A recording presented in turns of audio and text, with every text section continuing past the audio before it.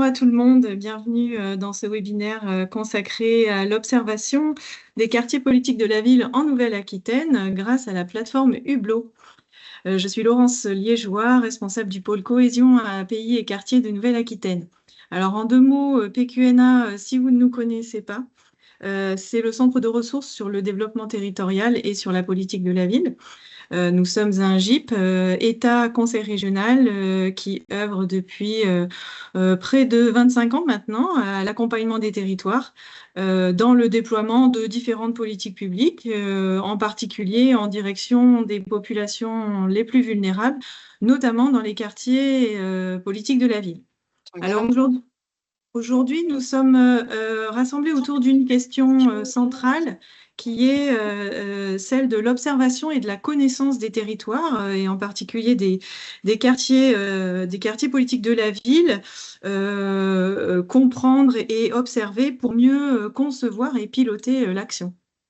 Alors, Hublot est une plateforme qui entend accompagner les acteurs dans ce domaine.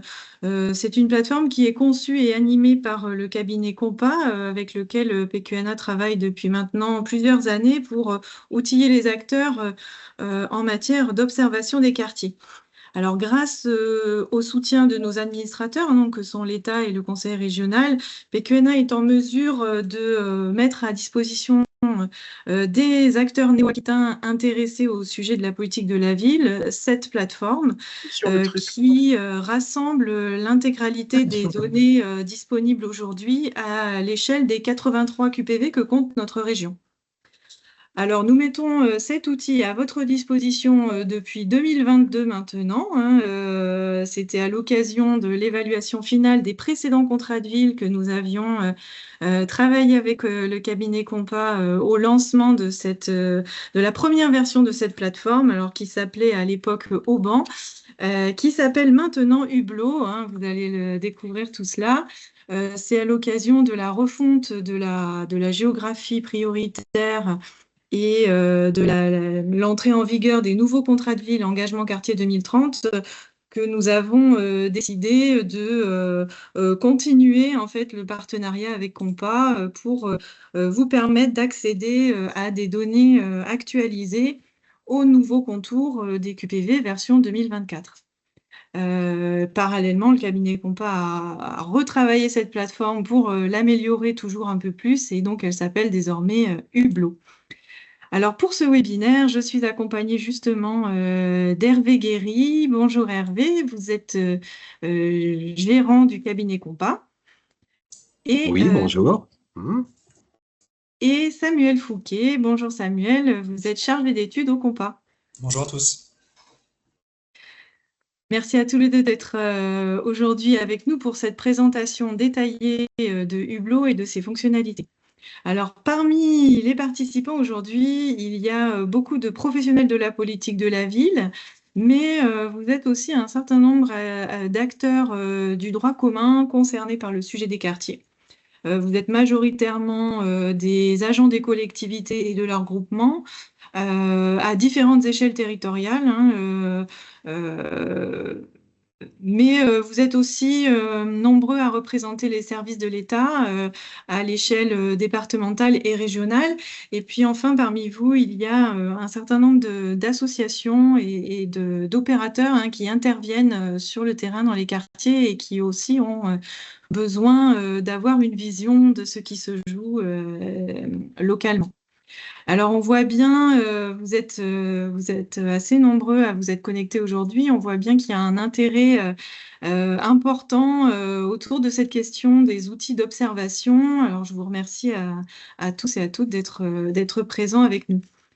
Ce webinaire se déroulera en 2 temps.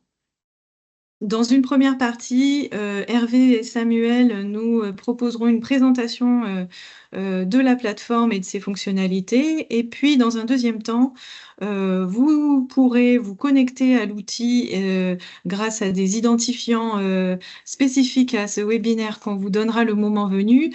Et vous pourrez le prendre en main, cet outil, à travers un cas pratique qu'on vous proposera. On a prévu un temps de 2 heures pour faire tout cela, mais on finira certainement un petit peu plus tôt.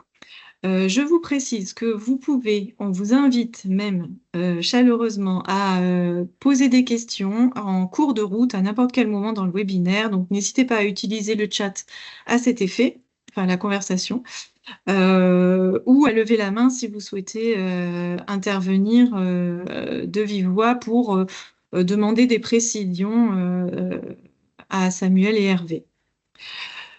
Voilà, ça c'était pour l'introduction. Je vais passer la parole maintenant à Hervé Guéry, directeur du Compas, pour un propos un peu introductif sur Hublot. À toi, Hervé.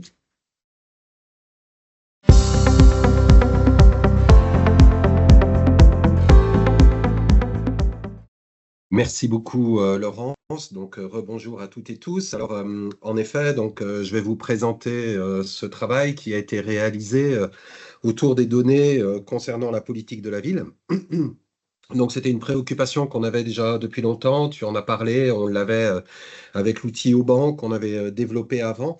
Et puis là, on l'a retravaillé au travers d'Hublot, sachant que pour nous, Hublot, c'est un outil beaucoup plus comment dire, plus maniable, puisque nous en maîtrisons tous les tenants et les aboutissants technologiques, et ça nous permet comme ça de pouvoir le diffuser plus facilement, et puis surtout de le faire évoluer au fur et à mesure du temps en fonction des besoins, des attentes et des retours qui nous sont faits.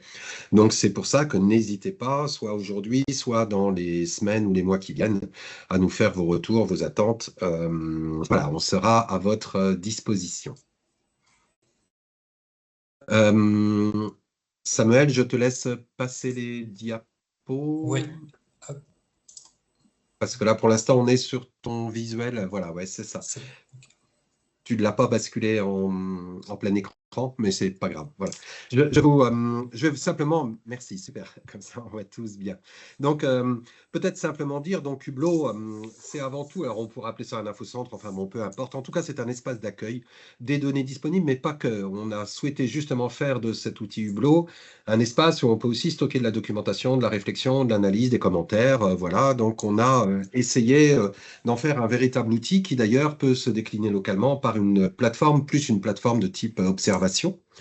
Et puis, on a aussi quelques ambitions au travers de Hublot, alors qui sont soit aujourd'hui déjà en œuvre, soit qui vont progressivement se développer. Alors tout d'abord, Hublot, au travers de ces données, eh bien, ça a l'ambition d'aider, enfin de faire un travail de veille, tout simplement, sur un certain nombre d'indicateurs ou sur un certain nombre de questionnements. Alors, on ne sera jamais à une donnée qui est hyper récente, hyper courte. On sait bien qu'on a toujours un délai pour obtenir l'information. Donc, ce qui fait que la notion de veille, elle peut apparaître comme étant relative, mais au-delà de cette notion de veille, cette notion de réactivité ou d'immédiateté par rapport à l'évolution de la donnée, ce qui nous semble être intéressant, c'est des questionnements, des problématiques auxquelles on n'aurait pas forcément pensé et que d'un seul coup, les données peuvent révéler. Ah, voilà, on en a des tonnes. Moi, par exemple, une des données qui me fait toujours beaucoup travailler puis interpeller tout le monde, c'est par exemple la donnée du taux d'activité féminin qui baisse dans nos quartiers politiques de la ville alors qu'il augmente ailleurs. Et donc, cet accroissement des écarts qui date depuis 30 ans à peu près dans les quartiers, je pense que c'est vraiment, c'est des outils que nous, on peut, enfin, c'est des éléments qu'on peut avoir au travers de Hublot. Alors là, en l'occurrence, sur une donnée, sur une date, mais ce sont des données qu'on peut avoir sur Hublot et qui peuvent nous permettre d'alerter, peut-être aussi de modifier à la fois nos représentations et surtout de modifier nos actions. L'idée aussi, c'est de favoriser la réalisation d'une évaluation concomitante. Donc, on aura l'occasion d'en parler. Vous le savez, le contrat de ville est soumis à évaluation et de ce fait-là, le fait d'avoir une plateforme qui structure, organise la donnée, ça facilite quand même considérablement la réalisation de cette évaluation, ne serait-ce que par la mise à disposition, vous le verrez tout à l'heure, de tableaux de bord thématiques qui peuvent faciliter en effet la possibilité d'alimenter la réflexion autour de l'évaluation.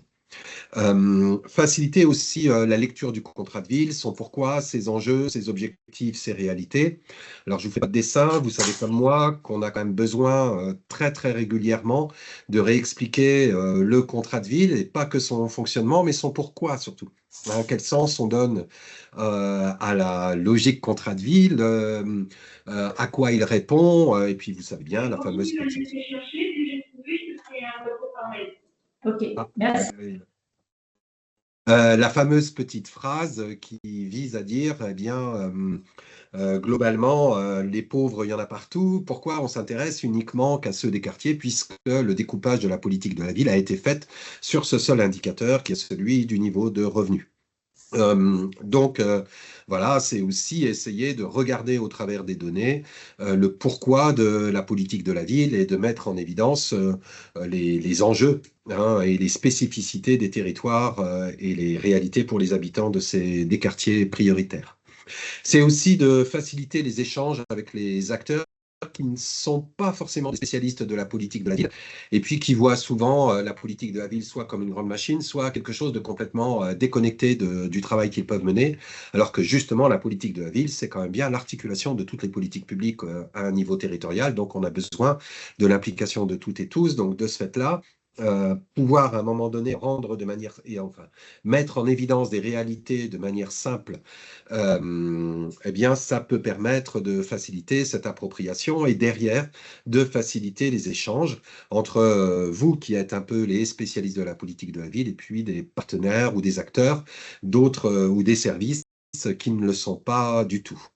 C'est aussi le fait de dire, bah, plutôt que de s'épuiser, à aller rechercher partout où il y a de la donnée, plutôt que de s'épuiser à aller la rechercher, ben là au moins, il y a un outil où elle est centralisée. Notre objectif, c'est de dire, allez, on peut passer, ou on a passé dans les années précédentes 80% du temps à chercher de la donnée et 20% à l'analyser, ben, tout simplement, c'est d'intervertir ces pourcentages, c'est-à-dire d'avoir 80% du temps à l'analyse, et donc quelque part de passer notre énergie plutôt sur ce qui nous intéresse et nous semble être le plus pertinent.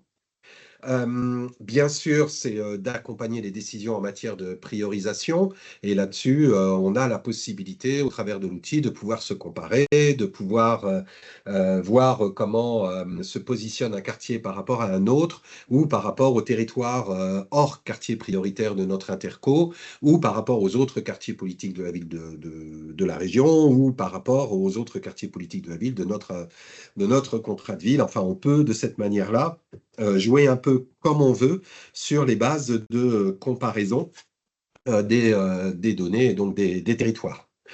D'où cette logique un peu de priorisation, puisque sur certains territoires, on va peut-être avoir plutôt l'enjeu du vieillissement, ou sur d'autres, ce sera plutôt la question de la monoparentalité, ou sur d'autres encore, la question de l'autonomie de la jeunesse. Voilà, on peut avoir de cette manière-là la possibilité un peu... alors, le terme objectivé n'est pas un terme que j'aime parce qu'il donne l'impression que la donnée à elle-même se suffit à elle-même, alors que pas du tout. Donc, on n'est pas forcément que dans une objectivation, c'est pas seulement le fait de dire ça y est, on a la réponse, mais au moins ça nous permet de mieux formuler le questionnement qu'on a, d'accompagner la réflexion et l'analyse que l'on peut mener, hein, par des éléments qui viennent éclairer. Et surtout, quand on a des données chiffrées, je reviens sur la partie précédente où on essayait comment dire, de sensibiliser des gens qui ne sont pas spécialistes. On sait que la donnée, ça permet ça. Ça permet à un moment donné de quantifier, de donner des éléments de référence, et ça peut jouer assez fortement hein, sur la perception que peuvent avoir nos interlocuteurs. C'est aussi bien sûr pour les petits territoires qui n'ont pas forcément d'agence d'urbanisme ou qui n'ont pas de bureau d'études ou de service d'études à proximité, eh bien, ça peut leur permettre de pouvoir bénéficier d'un outil un peu plus professionnel et puis surtout d'avoir un peu de cartographie, vous le verrez tout à l'heure. Et puis surtout, enfin surtout non, mais aussi, même de manière complètement marginale, en fin de compte, je ne sais pas pourquoi j'ai dit surtout, eh bien c'est intéressant d'arrêter de parler partout de la data, mais de la faire vivre, quoi, et de dire, l'objectif, c'est pas forcément que la réflexion autour de la data, du pourquoi, de son comment, de la méthodologie, comment est-ce que je pourrais dire, de sa chaîne de production ou autre, ou alors derrière des enjeux juridiques, etc. L'intérêt, c'est comment est-ce que la donnée est claire ou reflète ce que sont les réalités des habitants. Et nous, notre objectif, c'est plutôt de faire que la data soit au service de la population. Ce n'est pas une finalité du tout que d'avoir de la data ou de la donnée. C'est simplement un levier et rien d'autre. Samuel, on peut prendre la diapo suivante. Voilà. Alors, l'objectif, bien sûr, au travers de Hublot, ben, c'est cette fonction d'observation, d'où le fait que la plateforme, eh bien, elle est faite pour durer, et puis vous accompagner, et aussi d'avoir, à chaque fois que de nouvelles données apparaissent, qu'elles soient intégrées. Donc, ça peut permettre de repérer les mutations socio-démographiques, de mettre en exergue, donc ça j'en ai parlé un petit peu, hein, c'est l'aspect dynamique, même si je redis, on a forcément et inévitablement, le temps que la donnée se structure, qu'elle soit territorialisée, qu'elle nous revienne, il y a forcément un peu de temps. Mettre en exergue les spécificités de chaque quartier prioritaire par rapport à d'autres quartiers dans son contexte géographique. Donc l'idée est de dire que ben, la politique de la ville, elle avait, enfin quand on se souvient des contrats de ville made in Borloo au milieu des années 2000, eh bien, il le disait très clairement, l'objectif de la politique de la ville, c'est de réduire les écarts entre territoires. Eh bien, est-ce qu'on observe cette réduction? C'est quoi aujourd'hui les écarts? À quel domaine? Et ce n'est pas parce que mon territoire évolue. Hein, j'aime beaucoup prendre l'image du marcheur, vous savez, celui qui marche vite et celui qui marche moins vite. Les deux marchent et les deux avancent, mais il y en a un, forcément l'écart entre les deux s'accroît. Eh bien, c'est exactement ce qu'on peut observer au niveau de la politique de la ville, c'est-à-dire qu'on peut avoir des indicateurs qui progressent et tout le monde peut s'en réjouir, mais si à l'extérieur des territoires, ils progressent encore plus vite, forcément, les écarts ne se réduisent pas, bien au contraire, ils s'accroissent. J'en veux, par exemple, un des indicateurs que j'aime beaucoup prendre comme exemple, eh bien, c'est celui du niveau de formation. On voit bien que le niveau de formation augmente dans les quartiers, mais comme il augmente moins vite qu'à l'extérieur, eh bien, l'écart entre les quartiers et le reste des territoires, eh bien, ça s'accroît. Donc, on peut se réjouir d'avoir un niveau de formation qui monte, mais en même temps s'interroger quand on le compare et quand on le regarde par rapport aux autres territoires et notamment aux occupés. Pareil sur le niveau de vie, par exemple, il augmente dans les quartiers, dans quasiment tous les quartiers, mais comme il progresse encore plus vite à l'extérieur, eh bien, tout simplement, les écarts s'accroissent. C'est le principe du marcheur dont je parlais tout à l'heure, ou des marcheurs dont je parlais tout à l'heure.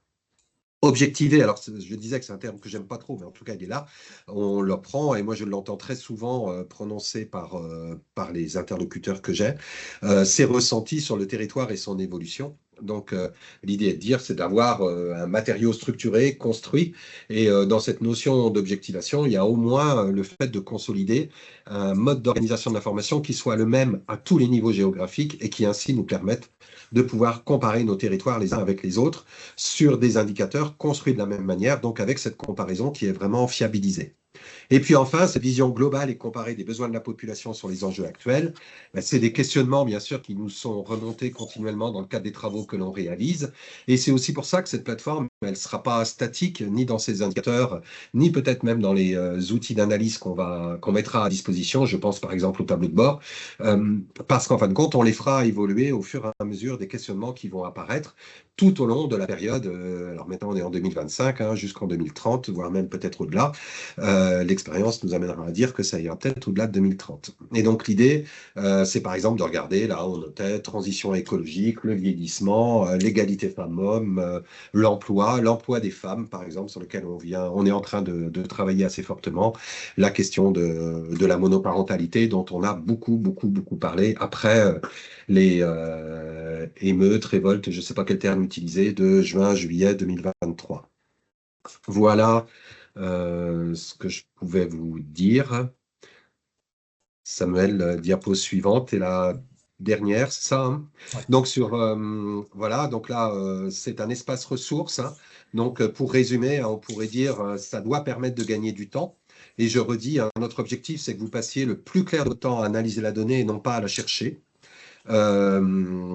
Samuel vous expliquera comment on a développé aussi, au-delà de cette plateforme, des petits liens d'échange qui peuvent vous permettre de nous interpeller ou d'échanger avec nous ou d'autres autour de ce qu'on peut faire ou ne pas faire et des manques ou des éléments d'analyse ou d'aide à la lecture d'un certain nombre de données. Donc, c'est un espace ressource qu'on veut le plus fonctionnel possible et vous verrez, c'est très simple d'usage. Pour ceux qui sont déjà allés dessus, je pense qu'il n'y a pas de problème d'usage derrière. C'est la consolidation des analyses, hein, donc, on essaye de faire que les indicateurs qui sont là soient pas que des indicateurs descriptifs, mais soient aussi des indicateurs qui aident à la compréhension, l'analyse et qui, quelque part, interpellent, hein, par rapport aux enjeux des contrats de ville. C'est donc l'outil de veille dont je parlais tout à l'heure, hein, sur les dynamiques des QPV. Alors pour l'instant, on est plutôt en photographie, mais au fur et à mesure des mois et des années, ben, on va tenter de faire que ce soit une évolution, que ce soit plus une photographie, mais que ce soit donc un film. Et vous verrez notamment avec les tableaux d'évolution ou alors les classements par des territoires les uns par rapport aux autres. Des documents qui sont clés en main. Hein, donc avec des tableaux de bord thématiques, des rapports qui sont éditables, vous aurez la possibilité de constituer votre propre tableau de bord et puis de le conserver, et à chaque fois qu'il y a des données mises à jour, eh bien, il sera tout simplement remis à jour. Et puis des notes de veille que nous rédigeons, mais Samuel vous en parlera.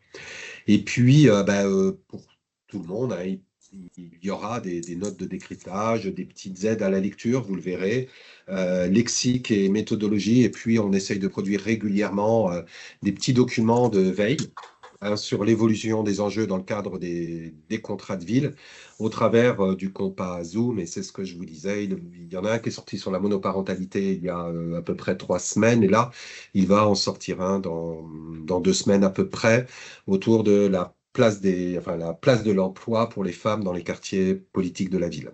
Voilà, avec quelques éléments et enfin, beaucoup d'éléments, mais surtout quelques leviers d'action derrière. Voilà ce que je pouvais vous dire par rapport à l'outil Hublot en introduction.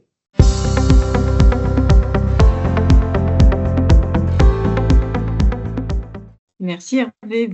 Samuel, je te laisse poursuivre sur la présentation des fonctionnalités. Oui. Est-ce que tu voulais en toucher un mot avant sur l'abonnement, ou je peux le faire comme tu veux? Vas-y, je compléterai le cas Ça échéant. marche, ça marche. Je vais remettre en plein écran peut-être. Voilà. L'idée, c'était de dire que il y avait 2 abonnements disponibles au compas, et notamment un qui vous concerne directement, c'est l'abonnement socle, donc qui va concerner tous les indicateurs disponibles au contour exact des quartiers prioritaires. Donc c'est à peu près une base de données de 200 indicateurs, donc disponible au 1er mai 2025, sachant que, comme le disait Hervé, ça va arriver en continu. Les données vont être disponibles au cours de l'année 2025 par l'INSEE, par la NCT. Donc ça, c'est une première base. Et aussi, une deuxième base de données, c'est l'accès aux données des quartiers au contour 2015, voilà, dans une autre session. Là, on est à peu près sur 230 indicateurs, avec évolution cette fois, parce qu'on a conservé du coup toutes les données qui sont sorties sur le précédent contrat de ville. Et donc là, vous avez accès également du coup dans l'environnement Hublot. Alors, sachez qu'il y a aussi Hublot Premium qui, du coup, englobe un plus large faisceau d'indicateurs, puisque, du coup, nous avons travaillé à développer des indicateurs qui ne sont pas disponibles directement au contour exact des quartiers prioritaires, et qui concernent des enjeux qui sont très importants dans les nouveaux contrats de ville. Ça concerne la transition écologique, par exemple, où là, nous, au compas, nous avons essayé de travailler sur d'autres indicateurs, et notamment développer à l'échelle des iris, ce qui nous fait une base de données totale d'à peu près 400 à 400 indicateurs. Alors, pourquoi on a travaillé à l'échelle des iris? Voilà, c'est en premier lieu pour être complémentaire sur la globalité des thématiques des contrats de ville, mais c'est aussi pour avoir des évolutions. Voilà, comme le disait Hervé, pour l'instant, on est un peu sur une photographie pour les données contours exacts, mais ce qui est bien, c'est d'analyser les dynamiques, et c'est vrai que l'analyse par les iris nous permet d'avoir des dynamiques. J'ai fait une petite copie d'écran à côté, là, pour prendre un exemple sur comment on a fonctionné ici au compas. Voilà, donc là, on est sur l'Ormont-Carriette. Et donc, on voit bien en jaune ici le contour exact du quartier prioritaire. Et tout ce qui est en bleu, ça va être les contours des iris. Et nous, l'idée, c'était d'essayer d'approcher ces contours du QP à travers cette échelle des iris, où là, on peut avoir des données fines sur le recensement. Oui, je complète, Samuel, Ouais. ton propos en disant que, juste pour dire que l'investissement que fait PQNA aujourd'hui pour l'ensemble des territoires de la Nouvelle-Aquitaine, c'est effectivement celui qui correspond aux indicateurs au contour exact. Pour l'instant, l'investissement sur l'offre premium est un peu trop important pour nous. Et puis aussi, on considère que c'est déjà, ça permet déjà de faire beaucoup de choses.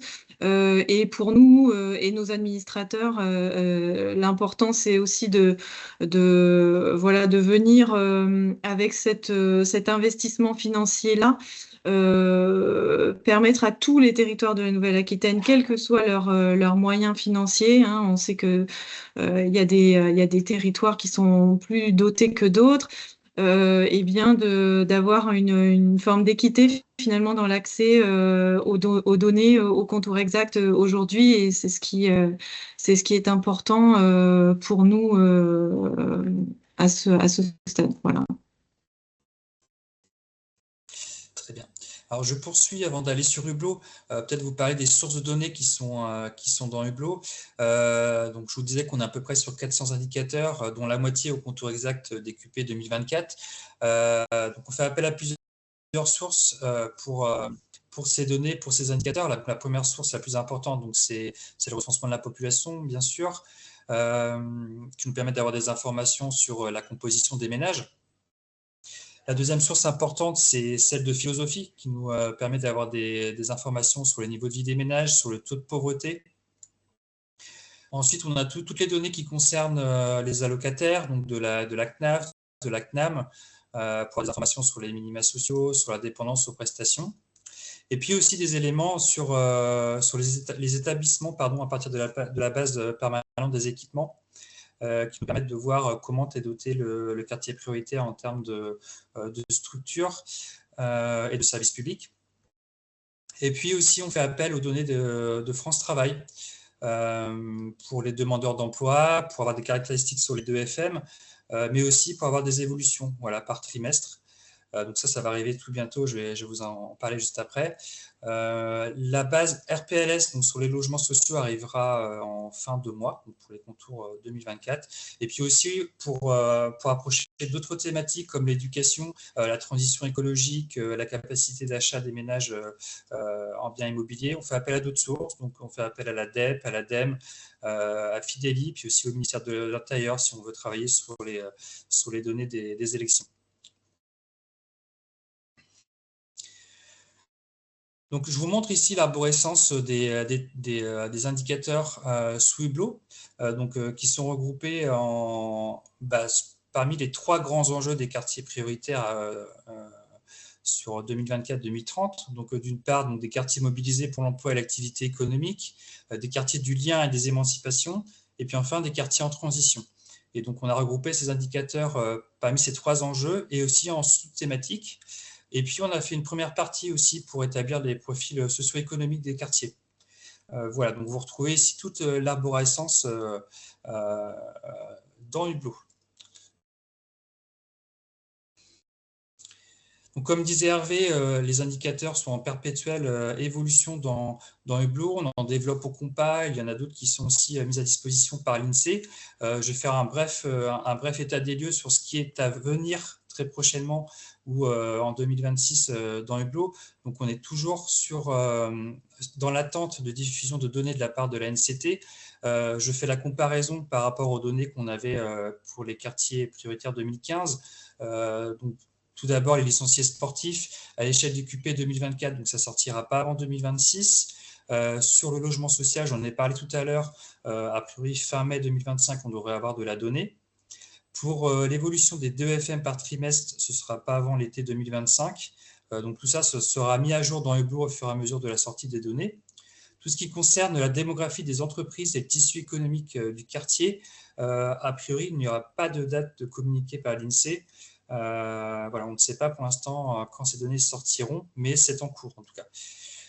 Concernant les données scolaires, ce serait courant 2025. Voilà, donc des données importantes sur les lycéens, les collégiens, les écoliers des quartiers prioritaires. Sur les historiques, malheureusement, il n'y aura pas de rétropolation des données, donc sur les contours exacts 2024.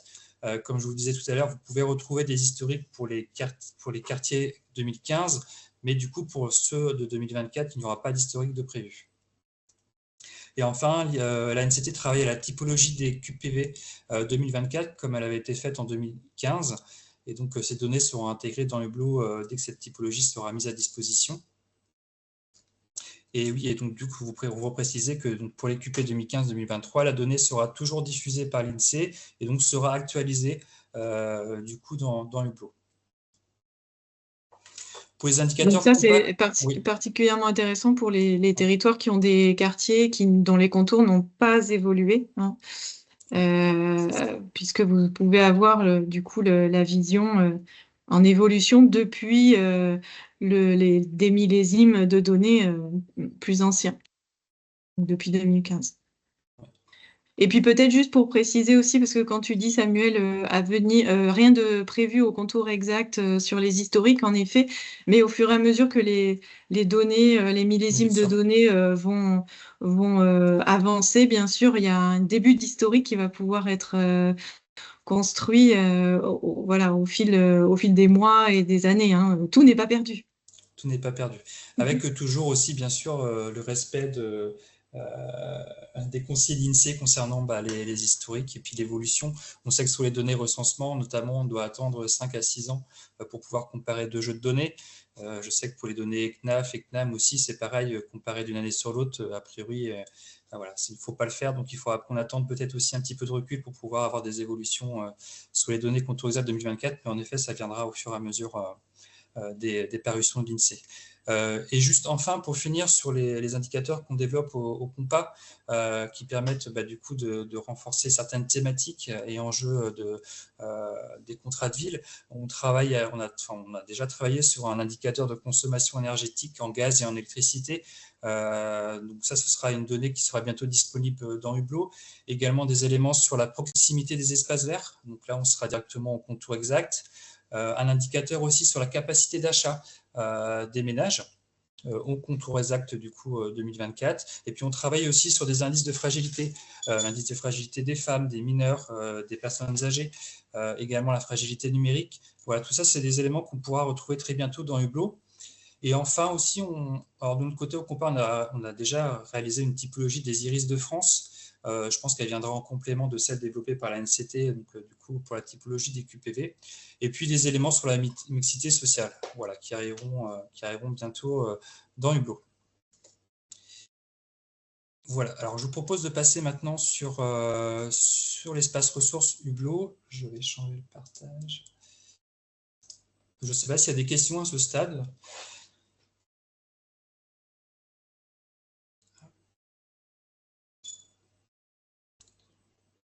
Il y a une question, je crois.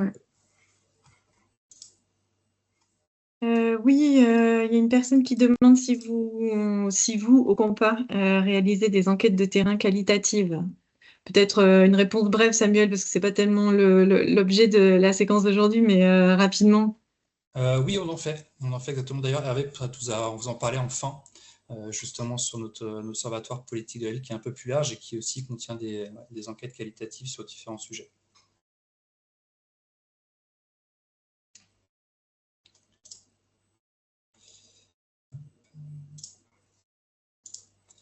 Est-ce que vous voyez mon écran ou toujours pas?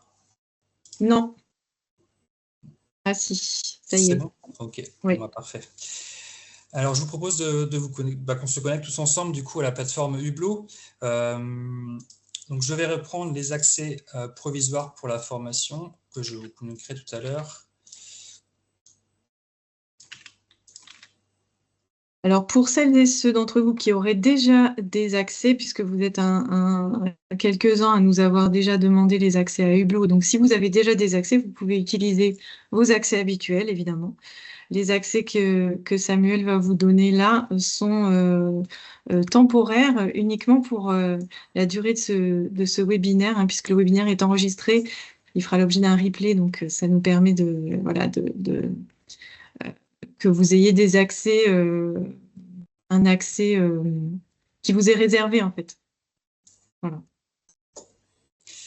Alors pour vous connecter via l'espace Hublot, vous vous identifiez, vous avez accès directement du coup au choix de la base de données que vous souhaitez consulter. Donc les contours 2015, j'en ai parlé tout à l'heure, et puis les contours 2024. Voilà, pour cette formation, on va aller sur les nouvelles données. Oui. Tu souhaitais que les gens se connectent dès maintenant ou après? Puisque là, on n'a pas vu le mot de passe. Non, non, plutôt après, au moment des Plutôt ateliers, après. je pense. Oui, oui, ce D'accord. sera plus simple, que je vous montre un peu l'environnement, puis après on travaillera plutôt sur les ateliers. Alors, on arrive directement sur la page d'accueil du Hublot, où on trouve toutes les actualités du coup sur l'outil. Vous verrez des actualités notamment qui concernent les intégrations d'indicateurs. Donc voilà, par exemple ici, des indicateurs ont été intégrés au printemps 2025, mais aussi des évolutions sur les outils et les fonctionnalités du Hublot. Donc voilà, c'est un espace ressources qui est en perpétuelle évolution. Et donc vous pouvez voir cette page d'accueil, ce qui est nouveau, voilà, ce qui a été ajouté récemment. Vous avez ici un onglet sur le côté gauche qui vous permet d'avoir des informations sur la prise en main de l'outil. Vous avez une petite vidéo qui vous présente les grandes fonctionnalités. Vous avez aussi le mode d'emploi. Donc, je pense que le mode d'emploi, on vous le fera parvenir par mail, je pense, parce qu'il sera du coup fait vraiment pour la Nouvelle-Aquitaine, pour la QP de Nouvelle-Aquitaine. Mais vous avez des guides à télécharger ici. Et enfin, vous avez les rendez-vous du Hublot. C'est mon collègue qui s'en occupe. C'est une fois par mois environ, où il vous propose un créneau d'une heure. Où vous pouvez du coup accéder à une petite formation d'une heure et poser des questions sur Hublot. Voilà, si vous avez des questions qui vous viennent en tête après le webinaire, alors n'hésitez pas du coup à vous inscrire sur ces créneaux.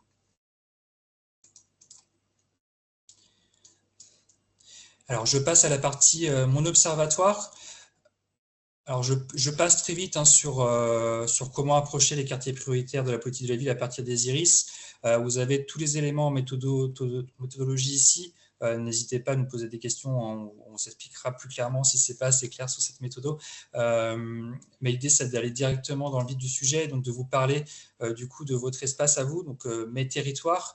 Donc, pour cette formation, du coup, là, vous avez tous les territoires de Nouvelle-Aquitaine. Pour chaque du coup, contrat de ville, un espace est disponible où là, du coup, tous les territoires sont déjà préconfigurés, donc avec vos quartiers prioritaires, votre PCI, voilà, vos territoires environnants. Ici, du coup, pour la formation, là, vous voyez que vous avez accès à vraiment tous les QP de Nouvelle-Aquitaine.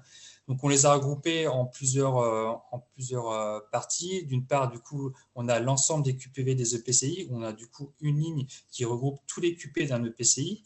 On a aussi tous les QP d'un département. Et les choses qui nous intéressent plutôt ici, c'est donc les QP pour les départements. Donc, par exemple, ici, si je vais sur les QPV de Gironde, ici, j'ai accès à tous les QPV de Gironde. Et si je choisis, par exemple, le QP Bordeaux-Bacalan, j'ai la cartographie ici qui m'indique où se situe le quartier prioritaire, donc ici en jaune, et puis les iris environnants. Voilà, donc les iris qui vraiment intersectent le quartier prioritaire. Qui vous donne des informations sur ce qui a été retenu pour constituer les indicateurs au niveau des iris. Donc ça, c'est des informations sur votre quartier prioritaire. Tout ce qui est sur le côté gauche, je ne vais pas y venir tout de suite, on y viendra plutôt en fin de formation parce que pour l'instant, vous n'y avez pas accès. Je vais directement passer sur la base indicateur, donc le cœur de l'outil. Voilà, qui se compose de trois choses. Vous avez sur le côté gauche des éléments sur l'actualisation des indicateurs, sur le lexique. Vous avez tout en haut une barre qui vous permet d'avoir des éléments sur les territoires d'études et les thématiques que vous souhaitez étudier. Et puis sur le côté droit, ici, vous avez toutes les fonctionnalités du Hublot qui vont vous aider à analyser la donnée et à vous permettre de comparer les territoires entre eux, à faire des évolutions, de la cartographie, des classements. La première chose à faire, donc on vous a un peu numéroté les choses, c'est de choisir votre territoire d'études.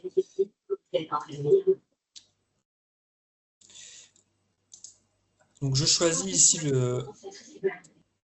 Alors j'entends quelqu'un qui parle, je ne sais pas si c'est une question ou...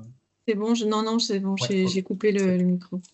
Très bien. Alors là, du coup, je choisis le territoire, voilà, le quartier prioritaire que je souhaite étudier. Donc, par exemple, on peut prendre le quartier prioritaire de Bordeaux-le-Lac. Donc, on le choisit, puis on arrive directement, du coup, sur le panorama du coup, d'indicateurs qui sont classés par par grands enjeux des contrats de ville et aussi par sous-thématique. Donc, vous pouvez les déployer ici pour voir un peu tous les indicateurs disponibles. Alors, quand vous voyez des petits cadenas ici, ça veut dire que vous n'avez pas accès à la donnée. Ce sont des indicateurs qui ont été construits à partir des iris et donc qui ne sont pas contenus pour l'instant dans l'offre d'abonnement de PQNA. Une fois que vous êtes ici, donc, vous vous intéressez par exemple à la thématique du peuplement, de l'emploi, mais également des ressources économiques des habitants. Donc vous choisissez comme ça, vous cochez les thématiques que vous souhaitez étudier. Si vous ne trouvez pas votre bonheur, en fait, ici, vous avez une fonction de recherche qui vous permet de directement accéder à toutes les données qui concernent une thématique. Donc, par exemple, ici, je tape jeunes, ça va vous renvoyer à toutes les thématiques qui concernent les jeunes dans les quartiers prioritaires. Voilà. Et puis, vous pouvez cocher de la même façon pour accéder à ces indicateurs. Donc, vous les sélectionnez, vous fermez, et puis ensuite, une fois que vous avez choisi vos indicateurs, vous validez la sélection. Et donc là, maintenant, les indicateurs vont s'afficher les uns en dessous des autres, donc ils sont triés par questionnement, et puis par indicateur. Je laisse de côté cette fonction-là pour l'instant. On va regarder comment faire pour ajouter des territoires, puisque l'idée, c'est de comparer mon territoire, mon quartier prioritaire à d'autres quartiers prioritaires, mais aussi aux territoires environnants. Donc, on clique ici sur « Ajouter un territoire ». Et puis ici, on a toute une liste voilà, de territoires qui sont regroupés, de territoires supra. Par exemple, ici, je suis sur le territoire de Bordeaux-le-Lac, donc je peux choisir ici la ville de Bordeaux, voilà, que je sélectionne ici. Ensuite, on peut dire qu'on peut sélectionner Bordeaux Métropole. Et puis, on peut aussi comparer ce QP-là à d'autres quartiers prioritaires de Bordeaux Métropole, par exemple. Si je reviens ici sur les QPV de Gironde, je peux sélectionner d'autres indicateurs, par exemple celui-ci, Lormont, et puis Bordeaux Grand Parc. Voilà. Et puis, ce qu'on peut faire aussi, c'est sélectionner des indicateurs nationaux, comme la France hexagonale, ou alors l'ensemble des quartiers prioritaires de France hexagonale. Voilà.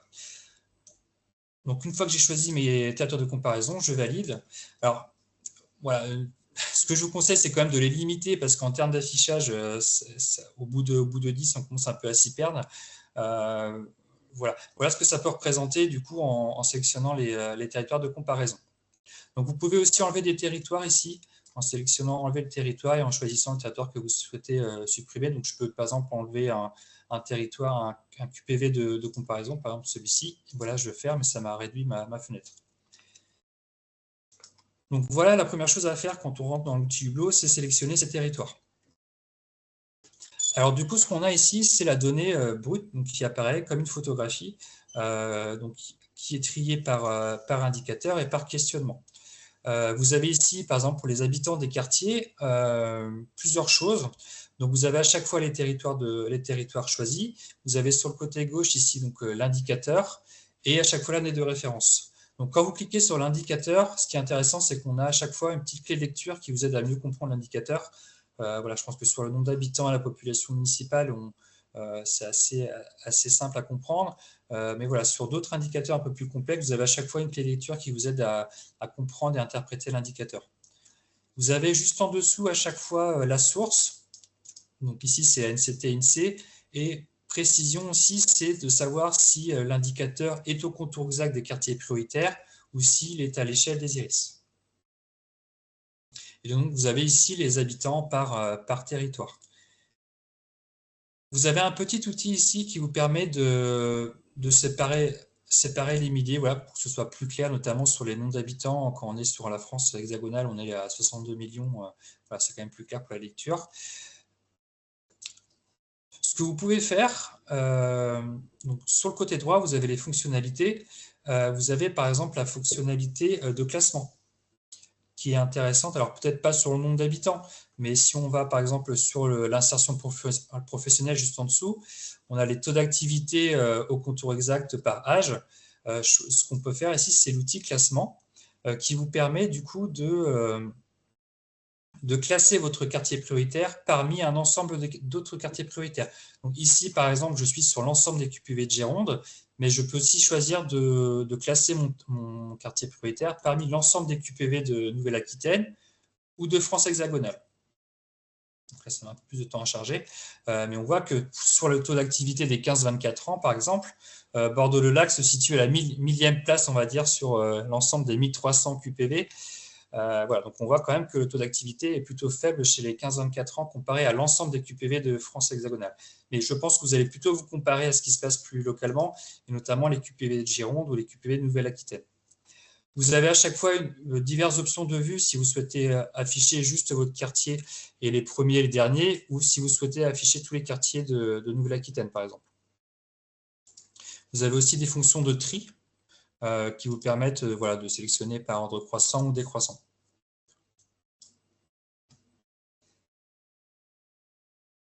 Samuel, il y a une question dans le chat de Marie-Christine qui demande s'il y a l'indicateur du nombre de ménages.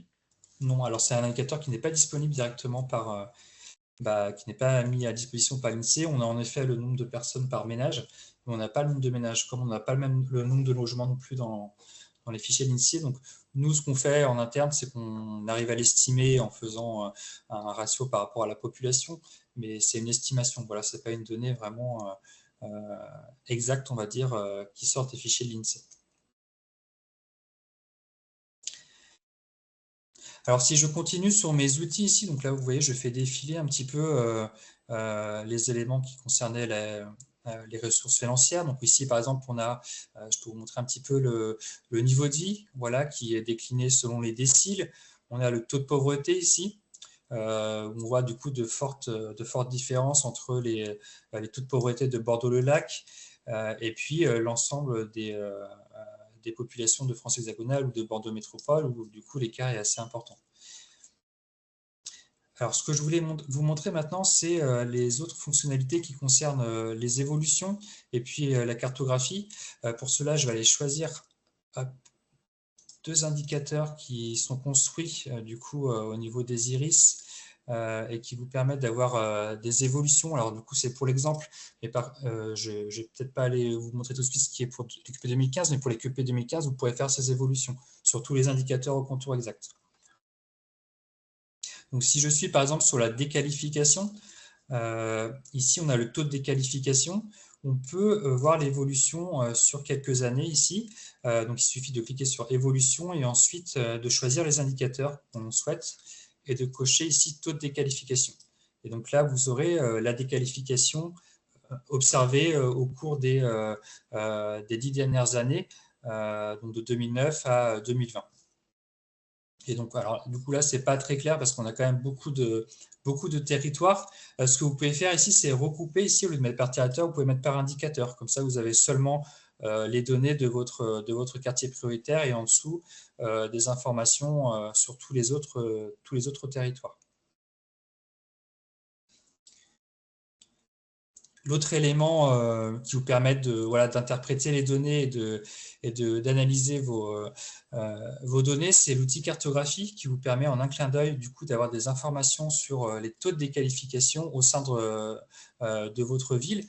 Donc de la même façon ici, on sélectionne le taux de déqualification. Voilà, et donc là, si je suis sur Bordeaux, par exemple, j'ai accès à la donnée pour tous les iris de Bordeaux concernant la déqualification. Et on voit bien que notamment sur l'iris sur lequel est implanté, on va dire, le quartier prioritaire, le lac, on est sur 35%, donc c'est une valeur quand même assez élevée et bien plus élevée que ce qu'on observe sur les autres iris, on va dire, de la ville et qui ne sont pas en quartier prioritaire.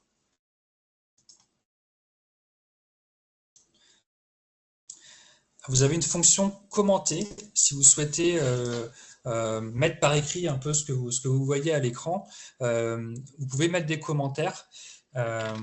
Ici, là, dans cette fonction, par exemple, si je mets le lac dispose d'un...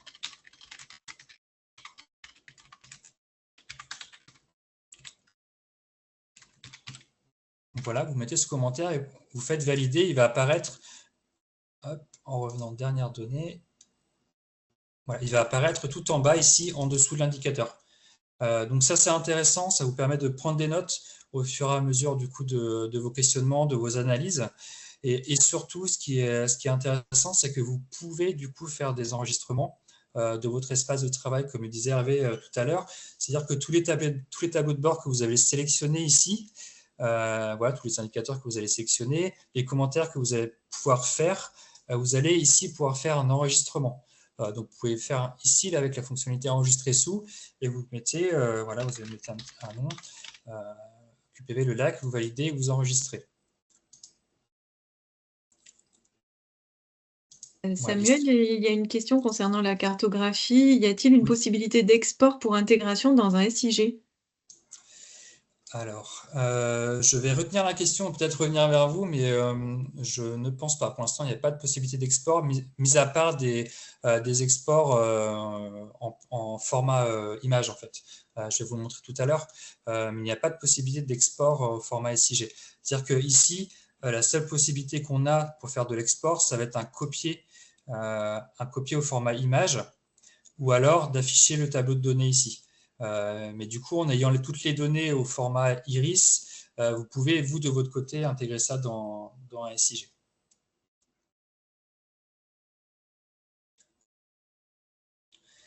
Une autre question, Samuel, les commentaires sont-ils privés, liés à un compte ou bien lisibles par tous? Oui, alors justement, j'allais en parler.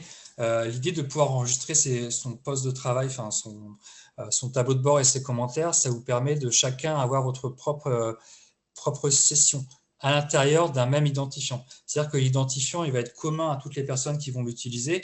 Par contre, ici, vous pouvez charger votre environnement de travail. Et donc, vous pouvez le partager avec plusieurs collègues sans souci.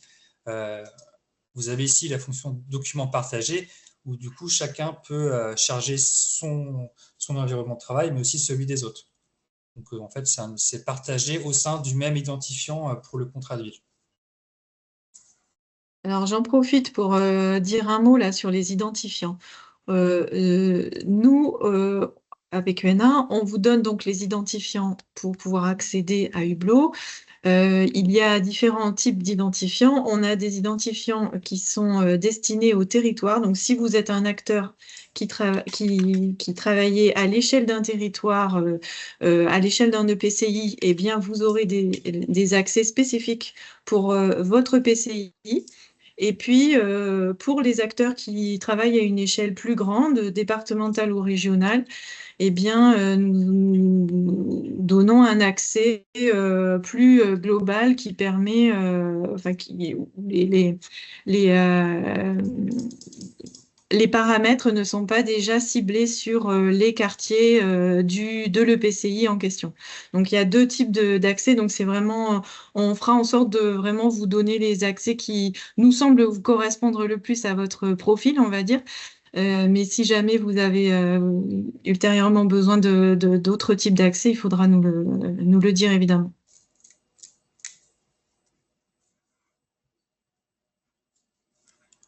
Alors, je crois qu'il y a encore d'autres questions, Samuel. Les données QP 2015 tiennent-elles compte pour comparaison avec QP 2024 de la géographie et des contours des QP étant régulièrement en évolution? Non, il faut bien scinder d'un côté les QP 2015 et les QP 2024. En effet, il y a des QP en 2024 qui ont peu ou presque pas évolué en 2015, mais sur les données, il faut bien faire attention à bien utiliser celles de 2015 et celles de 2024 d'un côté et de l'autre. Voilà. Donc, il faut bien scinder les choses en deux. Les communes n'auront pas d'identifiant propre. Ben si, pour les communes, on vous donne l'accès qui correspond à l'EPCI dans lequel vous situez. Les conditions financières d'accès à la plateforme, eh bien, c'est PQNA qui prend en charge le coût d'accès. Donc, pour vous, si vous êtes un acteur de la Nouvelle-Aquitaine intéressé à la politique de la ville, c'est gratuit. Et enfin, si nous n'avons accès qu'aux données de notre PCI, la comparaison entre territoires reste-t-elle possible? C'est aussi ce qui est intéressant. Oui, tout à fait. Mais Samuel, je te laisse préciser peut-être Oui. pourquoi est-ce que vous avez créé des accès pour chaque PCI? Oui, bien sûr. En fait, l'idée, c'était d'avoir une préconfiguration de votre territoire, notamment si je reviens ici dans mes territoires, ici, vous avez accès à vos quartiers prioritaires. Ça vous permet que ce soit un peu plus simple, un peu plus simple pour vous de ne pas être noyé dans la masse de territoires qui peuvent exister. Par contre, pour les territoires de comparaison, vous aurez accès à tous les QPV de Nouvelle-Aquitaine, et à tous les QPV de France. Oui, ça fonctionne de la même chose pour les territoires de comparaison. Ce qui change, c'est juste pour vos territoires, dans votre accès, c'est configuré déjà sur votre territoire. Donc ça facilite la lisibilité Oui. en fait des données. Complètement. S'il n'y a pas d'autres questions, je poursuis. Ouais. Pour l'instant, ça va. Je jette un œil sur le chat. Ok, très bien. Alors, j'ai pas parlé des fonctions d'export et d'impression. Voilà, donc en fait, l'impression ici va vous permettre d'imprimer ce qu'il y a à l'écran. C'est pas forcément ce qui est on va dire, le mieux mis en forme. Moi, ce que je vous conseille de faire plutôt, c'est de faire un export des données en cliquant ici. Ça va vous ouvrir un fichier Excel. Alors, je vais changer le partage pour vous montrer ce que ça donne sur le fichier Excel. Voilà.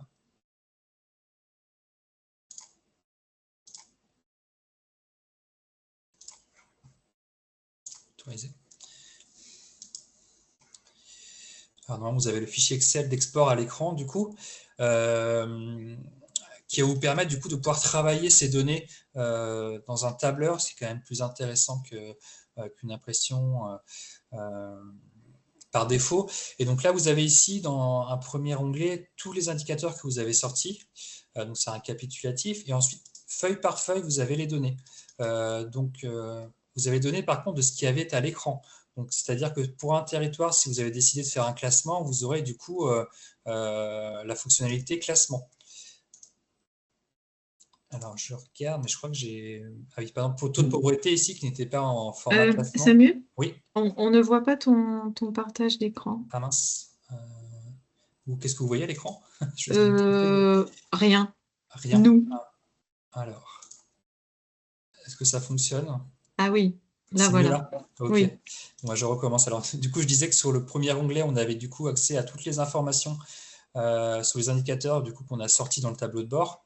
Et donc, sur les feuilles suivantes, ensuite, vous avez les indicateurs avec à chaque fois les territoires de comparaison et du coup des données que vous pouvez du coup retravailler dans le tableur. Et ce que je disais, c'est que du coup, voilà, les indicateurs sortent selon ce que vous avez choisi comme outil, si c'est en évolution, ou alors si c'est juste une photographie de l'indicateur à un instant T. Voilà, et donc du coup, ce tableur-là, vous pouvez le garder de votre côté et puis sauvegarder vos travaux en externe de l'outil Hublot, on va dire. Voilà, je vais revenir sur l'outil Hublot, s'il n'y a pas de questions à ce stade. C'est bon, mais je sais pas si j'ai bien répondu à la question de Laurine tout à l'heure. Je reviens sur l'entrée commune. Parce que je suis passée un peu vite. En fait, donc les communes, on vous donne, comme je le disais, l'identifiant qui a été fait pour le PCI auquel vous êtes rattaché.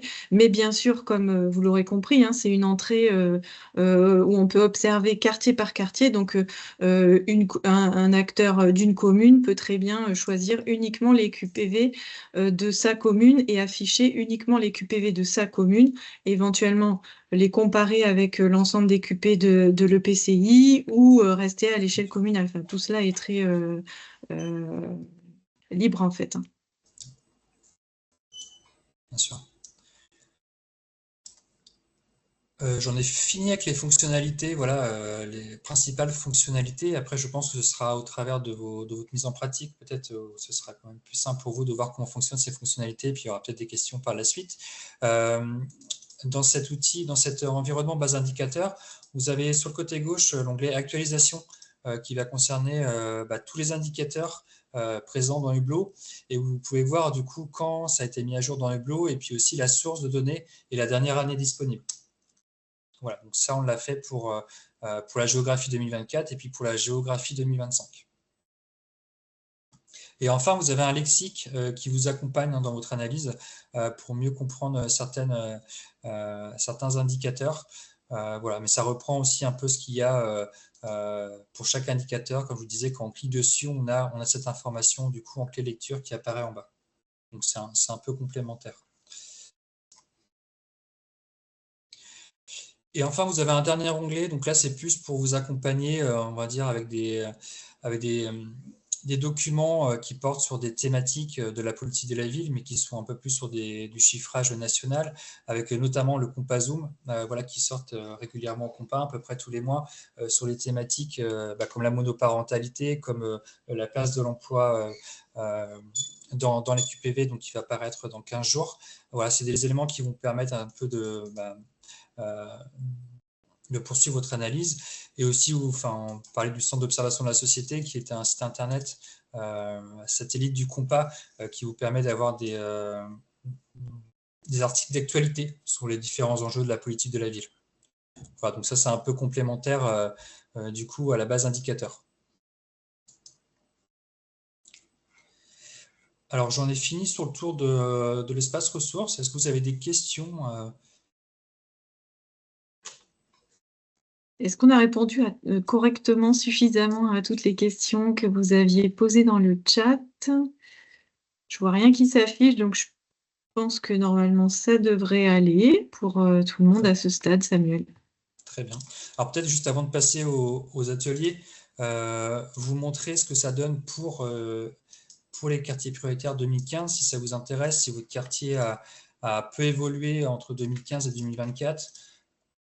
Si je me reconnecte ici, et du coup cette fois-ci je choisis donc du coup environnement 2015, ça fonctionne de la même façon que pour les quartiers prioritaires 2024, où vous choisissez un territoire d'étude ici.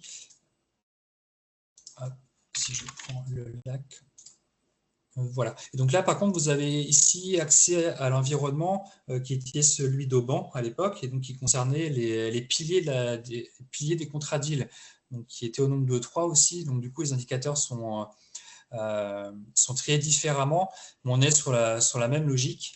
Donc voilà, vous pouvez choisir les indicateurs ici. Vous en avez à peu près 230 de disponibles, et surtout, ils sont tous disponibles en évolution. Donc c'est ça qui est plutôt intéressant. Donc tous les indicateurs au contour exact sont disponibles en évolution.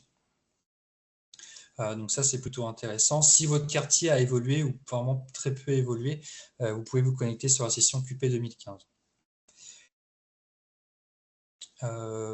Voilà pour moi. Alors je vous propose du coup de passer aux ateliers, s'il n'y a pas d'autres questions.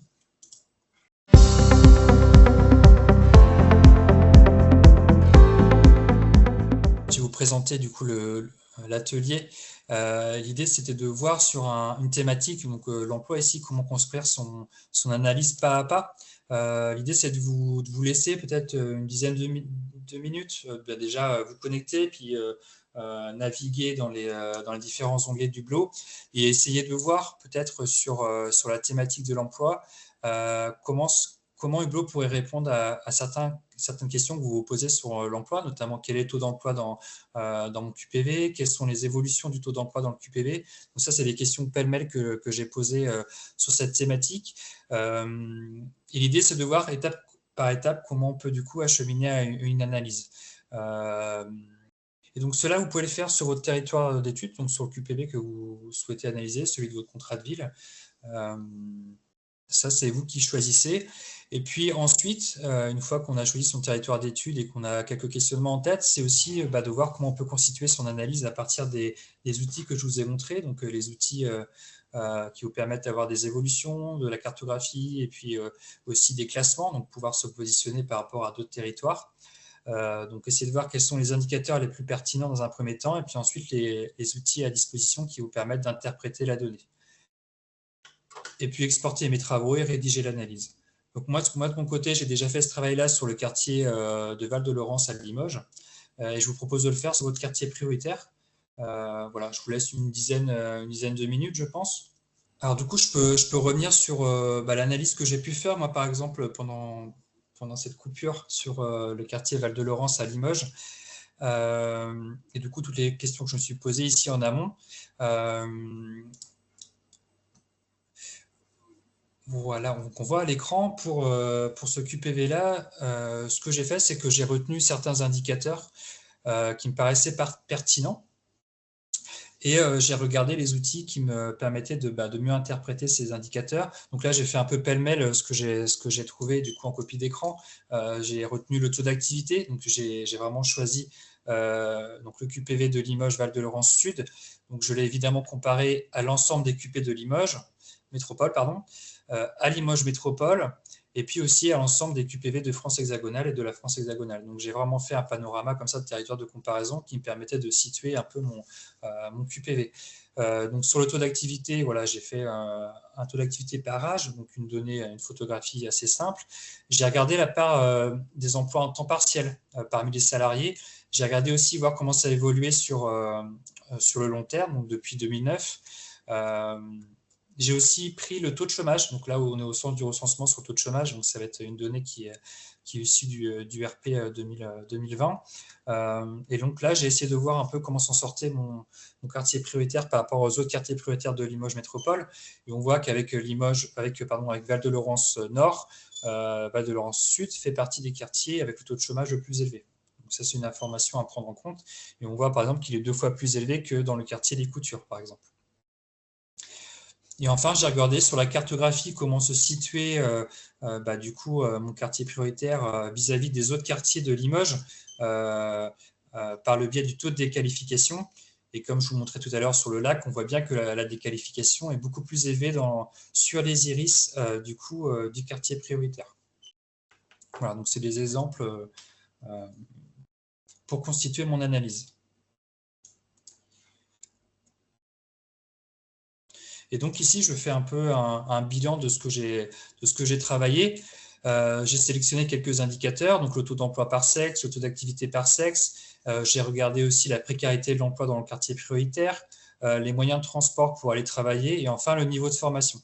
Et donc à droite en bleu, je vous explique un peu comment j'ai fait pour interpréter ces données, voir comment ça évolue dans le quartier, mesurer les écarts avec Limoges Métropole, comment se situe le QP parmi l'ensemble des quartiers de Limoges, Métropole, mais aussi on peut regarder aussi avec la Nouvelle-Aquitaine et aussi la France hexagonale. Et puis aussi comparer un peu ce que ça donne QP et hors QP. Donc ça peut être un élément de comparaison. Et puis après, j'ai fait mon analyse à partir de tout ça sur le questionnement de l'emploi dans mon quartier prioritaire, donc la spécificité de l'emploi dans mon quartier prioritaire. Alors, je ne sais pas si je vous propose peut-être de vous lire un peu ce que j'ai écrit, ce qui vous peut permettre de vous servir d'exemple sur votre quartier prioritaire ou pour d'autres analyses. Donc là, en 2020, on voit que 42% des 25-64 ans qui résident dans le QPV Val-de-Laurence Sud sont en emploi. La différence est assez importante avec Limoges Métropole parce qu'on a à peu près 30 points d'écart. Et par contre, si on regarde sur l'ensemble des QP de Limoges Métropole, on se rend compte qu'on est à peu près sur le même ordre de grandeur. Et on voit par contre que du coup, en classant ce QPV, on voit que c'est le QP qui possède le plus faible taux d'emploi de la métropole. Sur le long terme, on voit aussi qu'on observe une baisse de 13 points du taux d'emploi dans ce quartier prioritaire. Donc plutôt une dynamique qui ne va pas dans le bon sens. Ensuite, on regarde le taux d'activité des femmes. Donc Hervé vous en parlait tout à l'heure pour expliquer un peu la précarité aussi dans le quartier prioritaire. On voit qu'elle est beaucoup plus faible pour les femmes que pour les hommes, donc 56% contre 64%, mais aussi on voit qu'elle est plus faible que celle de Limoges Métropole. On a à peu près 12 points d'écart. Et donc on voit bien que ce taux d'activité qui est faible chez les femmes a des répercussions sur les conditions de vie des femmes et plus globalement sur leur précarité. Je me suis aussi intéressé à la précarité de l'emploi, donc on voit bien que 37% des salariés sont en emploi précaire, donc c'est 2 fois moins que la moyenne de Limoges Métropole, comme le taux partiel, qui est aussi 2 fois plus fort, excusez-moi, c'est l'inverse, 2 fois plus fort. Et donc on voit bien que toutes ces conditions de l'emploi qui montrent du coup une spécificité d'un emploi précaire et quand même en deçà de ce qui se fait à l'échelle de métropole, de Limoges Métropole. Ça peut être la conséquence de plusieurs causes, et donc j'ai cherché à voir un peu ces causes à travers différents indicateurs. Donc on voit, par exemple, via la motorisation des ménages dans le QPV, on voit que ça peut constituer une contrainte supplémentaire pour chercher du travail et pour s'insérer sur le marché du travail, parce qu'on voit que 57% des ménages sont véhiculés parmi ceux qui recherchent un emploi, contre 80% pour Limoges Métropole. Donc ça peut être un frein à l'accès à l'emploi. On voit aussi que le niveau de formation est plus faible. puisque la moitié des habitants du quartier prioritaire ne disposent pas de diplôme, alors qu'on est seulement à un quart des habitants de Limoges Métropole. Et voilà ce qui pourrait expliquer aussi cet emploi assez précaire dans le quartier prioritaire. Voilà, donc c'est un exemple d'analyse que j'ai pu faire sur quelques questionnements qui concernaient la thématique emploi. Et donc ces éléments-là, vous pouvez les mettre en commentaire dans l'outil Hublot. Donc au fil de vos interprétations et de vos croisements de données et d'indicateurs. Samuel, quand tu exportes, j'ai pas testé moi-même, donc je te pose la question, quand tu exportes les données, est-ce qu'il exporte aussi tes commentaires quelque part ou il faut les faire copier-coller dans ton document? Il me semble que ça exporte tout. Si je reprends le lab, je vais faire un test en temps réel. Si je l'exporte ça, hop.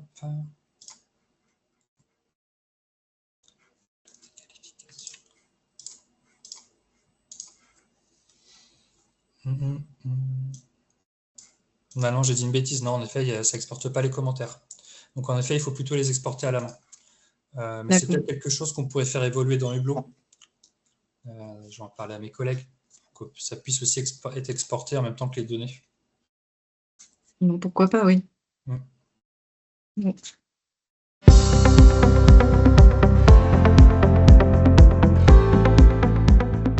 Écoutez, c'était juste pour vous remercier tous de votre présence et puis remercier aussi PQNA du fait de la confiance qui nous est faite dans le traitement de ces données et puis surtout le fait que ça fait un petit moment qu'on travaille ensemble.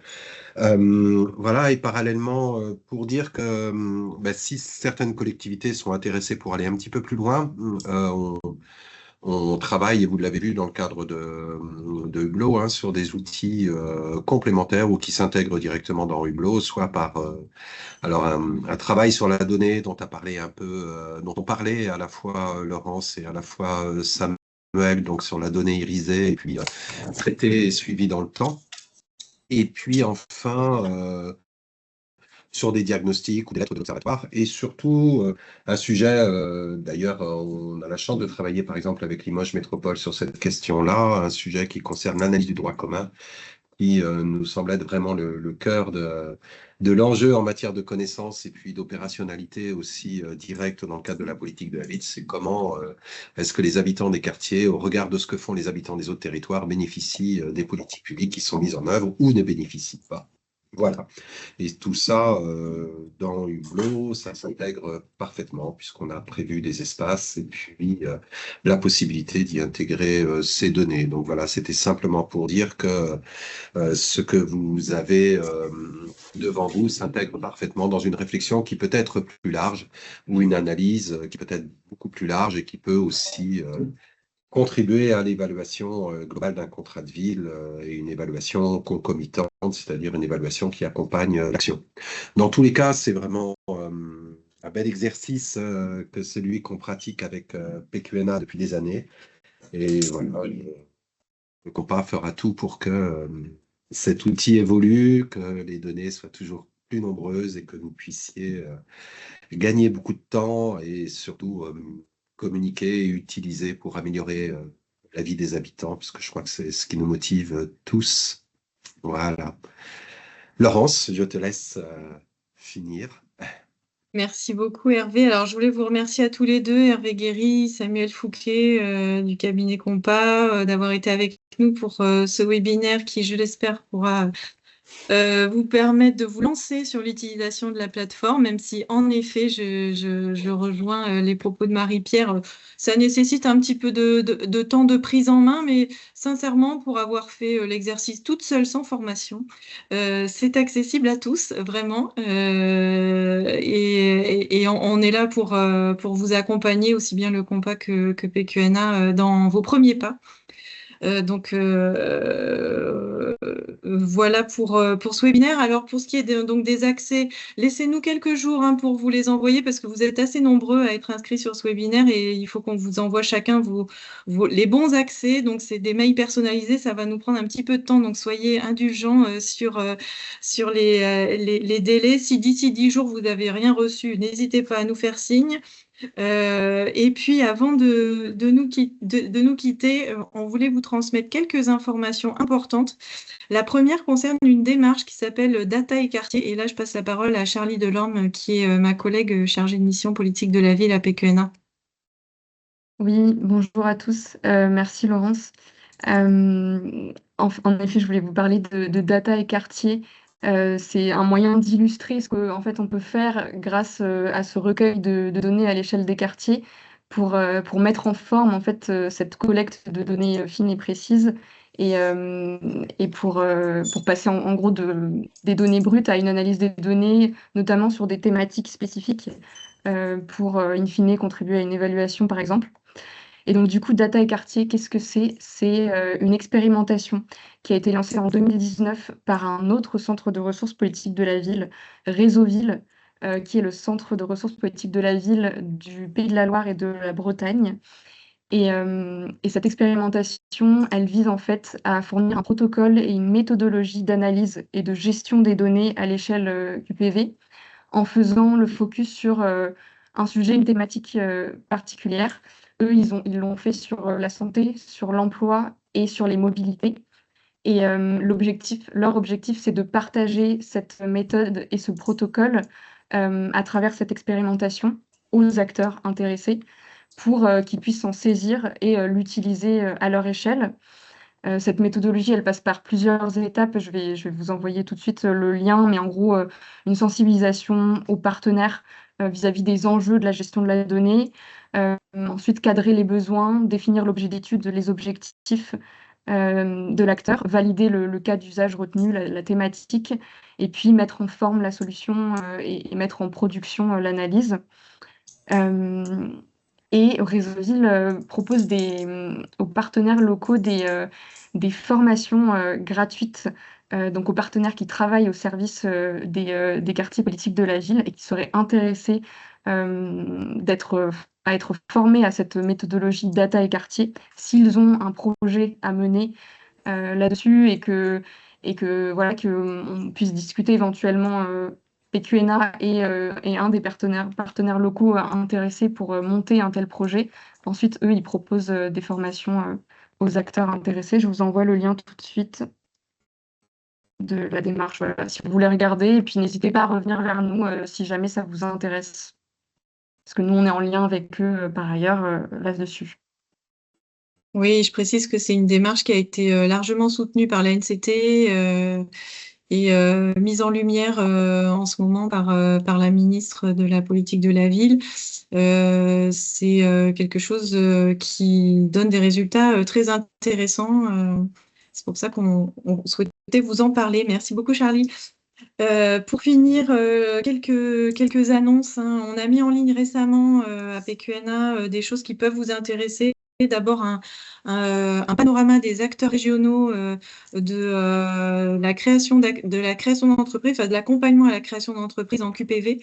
Une ressource dont on pense qu'elle pourrait vous être utile. Il y a un autre panorama aussi qui a été mis en ligne il y a quelques semaines maintenant, panorama des acteurs de la lutte contre les discriminations à l'échelle des territoires. Donc, vous retrouvez ces deux ressources-là sur notre site internet. On a également diffusé sur notre site récemment des liens vers des plateformes de données en santé. Si vous travaillez sur des questions de santé, on a l'Observatoire régional de santé en Nouvelle-Aquitaine, l'ORS, qui anime et conçoit deux plateformes de données de santé, Ocarina et l'ORSE. Donc, on vous a donné les liens là sur notre site vers ces plateformes de données qui peuvent aussi venir compléter un peu vos travaux sur ce volet-là, sur cette thématique-là de la santé. Et puis, pour finir, les prochaines rencontres de PQNA, on organise prochainement un webinaire sur le sujet du vieillissement dans les QPV. C'est le 16 juin, donc c'est un sujet dont on sait aussi que vous êtes plusieurs à vous y intéresser, donc n'hésitez pas à vous inscrire à ce webinaire le 16 juin sur le vieillissement dans les QPV. Et puis, on aura une rencontre régionale sur la question de l'emploi, l'accès à l'emploi, le 19 septembre à Bordeaux. La communication va partir très prochainement. Vous pourrez bientôt vous inscrire.